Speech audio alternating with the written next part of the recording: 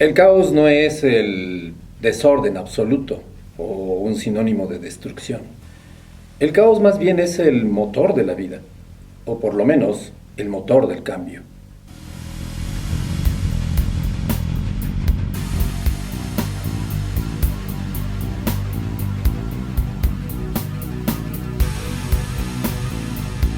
La teoría del caos es un nuevo y emocionante terreno de la investigación científica. Hoy, se considera como uno de los aportes más notables desde el advenimiento de la teoría cuántica a principios del siglo XX. El caos es un fenómeno dinámico. Ocurre cuando algo cambia, aunque también se le puede considerar como el motor o preámbulo del cambio.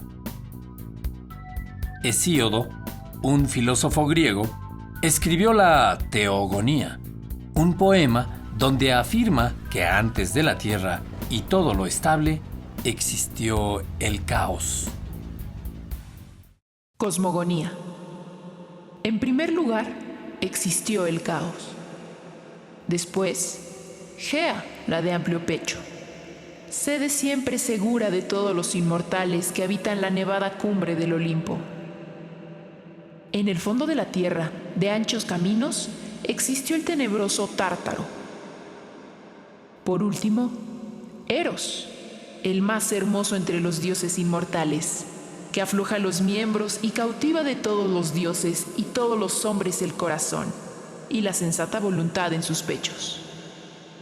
Del caos surgieron Erebo y la negra noche. De la noche a su vez nacieron el éter y el día, a los que alumbró preñada en contacto amoroso con Erebo.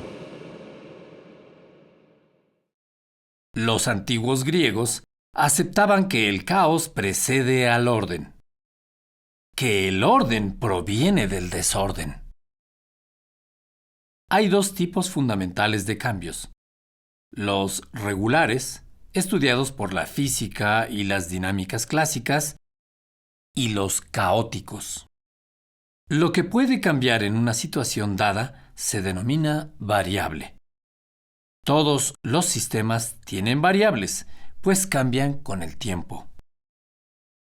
El cuerpo humano, las poblaciones animales, un virus, la escuela. Durante siglos, el hombre buscó regularidades y relaciones lineales para explicar lo que le rodeaba. Así, describió muchos fenómenos como sistemas deterministas, caracterizados por ser predecibles y estables. El desarrollo de los sistemas deterministas permitió el avance en las ciencias clásicas, como la mecánica. Por lo contrario, el caos es la ocurrencia de sucesos aperiódicos y aparentemente aleatorios en un sistema determinista. En el caos hay orden, y en el orden yace el caos. Muchos fenómenos en la naturaleza no pueden ser considerados ni regulares ni estables. Fue necesario acudir a la noción de sistemas caóticos, no lineales ni deterministas. Un sistema caótico es aquel en el cual no es posible determinar con precisión el resultado de las dinámicas que ocurren en su seno. Dinámicas que resultan impredecibles dada la intervención de fenómenos como la retroalimentación o feedback. Para entender el caos, es imprescindible la retroalimentación o feedback, una característica de cualquier sistema en el que la salida o resultado afecta a la entrada del sistema, alterando así su funcionamiento. El caos se presenta en los sistemas llamados complejos y puede ser considerado como un vaivén constante entre la estabilidad y el desorden, una especie de equilibrio dinámico. Y esta perpetua inestabilidad es la que propicia que el propio sistema se adapte o genere nuevas respuestas a su entorno. A Edward Lorenz se le asocia con la idea del efecto mariposa. En 1972, presentó un artículo en un congreso en Washington con el título Does the flap of butterfly wings in Brazil set off a tornado in Texas? ¿Puede el aleteo de una mariposa en Brasil generar un tornado en Texas? En realidad, Lorentz nunca contestó la pregunta, pero su conferencia representó un emblema para la teoría del caos. El químico belga Ilya Prigogine es uno de los pioneros de la teoría del caos. En 1977 obtuvo el Premio Nobel de Química por su trabajo en estructuras disipativas. Demostró que las condiciones que dan lugar a estructuras están lejos del equilibrio. Los sistemas biológicos o sociales son abiertos, por lo que considerarlos en términos mecánicos no funcionaría. La mayor parte de la realidad no es estable, sino llena de desorden y cambios perpetuos. Para entender la teoría del caos hay que considerar dos antecedentes muy importantes que surgen en campos distintos de la ciencia, pero que se enuncian con toda claridad en dos propuestas teóricas que ambas hunden sus raíces profundamente en la biología. La primera es la multirrelacionalidad, que es retomada y ampliada por la teoría general de sistemas de von Bertalanffy, y la segunda es el pensamiento ecológico, que retoma muy bien Edgar Morin. En el caso de la multirrelacionalidad, es conveniente hacer lectura rápida de un pequeño párrafo que hemos extraído de la obra de von Bertalanffy. Dice así: consecuencia de la existencia de propiedades generales de sistemas es la aparición de similaridades estructurales o isomorfismos en diferentes campos. Hay correspondencias entre los principios que rigen el comportamiento de entidades que son intrínsecamente distintas. Por su parte, este asunto de la multirrelacionalidad, retomado en este caso por Morin y por supuesto utilizado por otros expertos, como es el caso de Luhmann o el propio Bertalanffy, es esta noción de sistema que enuncia de manera muy clara Morin, cuando dice: la realidad es un sistema compuesto a su vez por varios sistemas, y cada sistema se organiza a sí mismo en íntima interacción e interrelación con otros sistemas dentro de un medio ambiente social o natural. Tenemos así que este concepto de sistema es central para poder entender la teoría del caos, porque es uno de los antecedentes teóricos más poderosos. Tenemos así que un sistema está compuesto por un conjunto de individuos, elementos o integrantes, usualmente denominados agentes, que cumplen con tres de las siguientes condiciones. La primera: todos los agentes están interrelacionados entre sí en grados e intensidades diversos. El segundo: el comportamiento de cada integrante afecta el comportamiento del todo a partir de reglas sencillas de operación.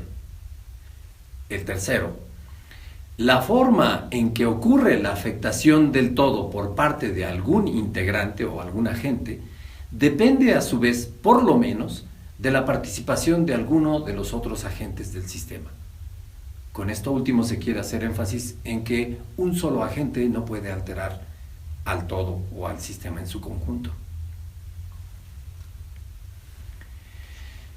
En este asunto del pensamiento ecológico, que vale mucho la pena rescatar de Edgar Morin, en una obra que se llamó Educar en la era planetaria, enunciada de la siguiente manera, esta obra decía que, de acuerdo con estos 7 principios, esta educación en la era planetaria permite mantener la cabeza bien puesta en una época en donde hay grandes y graves cambios que debe enfrentar la humanidad. Estos principios que recomienda Edgar Morin para guiar los procesos de aprendizaje de los individuos son los que siguen. Tenemos como primer elemento, primer principio, el denominado sistemático o sistémico u organizacional. El segundo es el principio hologramático, o aquel que hace referencia al todo y las partes, que también se denomina fractal. El tercer principio es el del círculo retroactivo, es decir, ninguna relación es lineal. El cuarto es el principio recursivo o de la autoorganización. El quinto es el principio de la autonomía-dependencia, es decir, nada está desconectado de nada, todo está absolutamente interconectado, y este lo denomina Edgar Morin como el principio de la autoecoorganización. El sexto es el principio dialógico que habla de la complementariedad y de lo antagónico, es decir, todo siempre tiene un complemento o un antagónico. El séptimo es el principio de la reintroducción del sujeto cognoscente en toda forma de conocimiento. Este último principio rescata otros aportes en otros campos del conocimiento, como sería el constructivismo. El sujeto, al observar, está cambiando la realidad que observa. El sujeto es parte del propio sistema, no puede extraerse o mantenerse ajeno al mismo. En fin, que de estos 7 principios que hemos destacado, que hemos enunciado rápidamente, conviene destacar particularmente el primero, el principio sistémico u organizacional, que está relacionado con una suerte de pensamiento ecológico, donde un pequeño estímulo puede generar grandes cambios. Este primer principio permite relacionar el conocimiento de las partes con el conocimiento del todo y viceversa, lo cual permite inferir que el todo es más que la suma de las partes. Según este principio, la realidad es un sistema compuesto a su vez por muchos sistemas que a su vez están íntimamente relacionados y además mantienen una muy dinámica interrelación, que es lo que da vigencia a toda esta suerte de ecología de sistemas.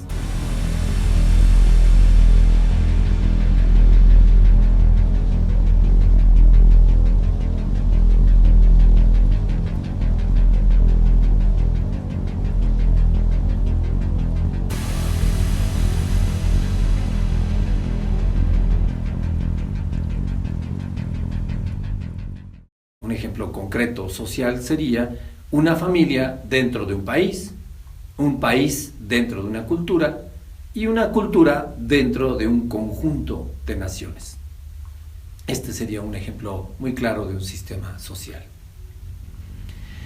Como se sabe, la teoría del caos destaca procesos impredecibles en el tiempo y en el espacio, que no podrían ser entendidos si no se parte de la premisa de que hay una relación íntima entre elementos que van influyéndose en el tiempo y en el espacio, y que esta modificación mutua es absolutamente diversa, y la acumulación de ciclos de modificaciones graduales puede traer como consecuencia un cambio drástico.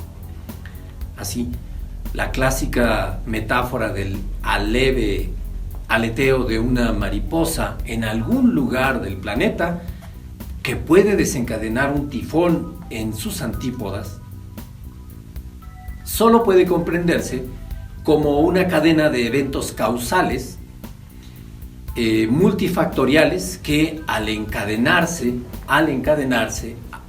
pueden modificarse mutuamente de manera drástica y a su vez desencadenar efectos o resultados absolutamente impredecibles en el tiempo.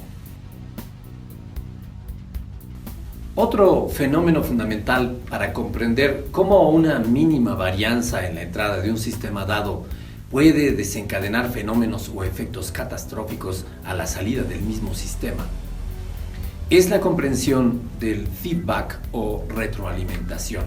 La retroalimentación es una suerte de retroacción de la información o la energía salida de un sistema que se regresa a la entrada de ese sistema y genera por lo menos 2 consecuencias. o la estabilización de ese sistema o el cambio del mismo, según si se trata de una retroalimentación positiva en el primer caso o negativa en el segundo. Presente en múltiples ciclos encadenados de un proceso, la retroalimentación puede generar cambios graduales en alguna fase del mismo que tarde o temprano llevarán al sistema hacia una estabilización mortal o hacia un dinámico caos. Estas son algunas breves ideas para tratar de comprender el valor que tiene esta teoría del caos en la comprensión de fenómenos de todo tipo en la época actual.